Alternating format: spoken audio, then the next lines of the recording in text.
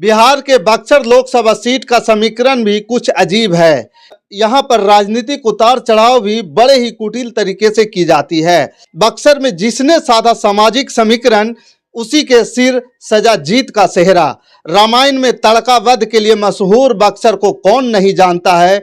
यही हुमायूं और शेरशाह के बीच चौसा का युद्ध, सुजाऊ दौला और अंग्रेजों की लड़ाई, शाह आलम और मीर कासिम के बीच कतकौली की लड़ाई, इस सीट की समृद्धि ऐतिहासिक विरासत को दर्शाती है। नमस्कार, मैं हूं पवन चंचल और आप देख रहे हैं जन जोश न्यूज के साथ लोकसभा चुनावी यात्रा। रामायण में ताड़का वध के लिए मशहूर बक्सर को कौन नहीं जानता है।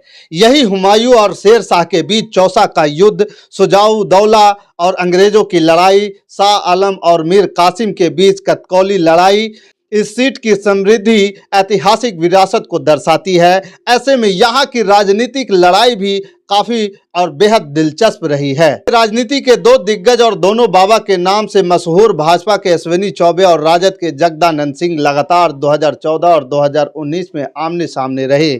दोनों बार चौबे बाबा ने बिजुरिया बाबा को शिकस्त दी। यहाँ के लोग राजनीति को लेकर कितना सजग है, इसका उदाहरण इस बात से मिलता है कि यहाँ के चौक चौराहे पर, गली मोहल्ले में आपको राजनीति की चर्चा आम होती दिखेगी। यहाँ के युवा देशभक्त कहे जाए तो कम नहीं होगा, क्योंकि बक्सर से बड़ी संख्या में युवा फौज में मिल जाएंगे। बक्सर ब्राह्मण बहुल लोकसभा सीट है, जबकि इसके बाद यादव वोटरों की संख्या सबसे ज्यादा है।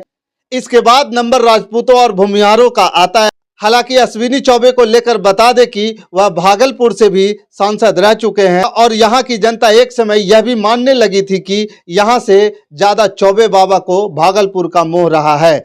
बक्सर की सीट पर ब्राह्मण वोटरों की संख्या 4 लाख से ज्यादा है। यादव 3.5 लाख के करीब है, राजपूत भी 3 लाख है और भूमिहार 2.5 लाख के करीब, जबकि यहाँ पे 1.5 लाख के करीब मुसलमानों की भी आबादी है।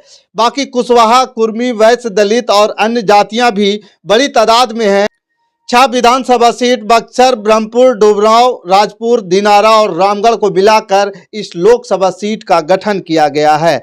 अब ऐसे में आगे देखना यह दिलचस्प होगा कि 2024 वाली लड़ाई में क्या बाबा बनाम बाबा होगी या फिर इनमें से कोई कैंडिडेट बदले जाएंगे।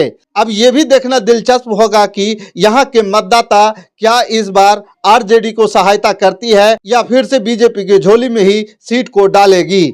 बाकी आपका क्या विचार है, आप हमें कमेंट कर जरूर बताइए। हमारे साथ बने रहने के लिए धन्यवाद।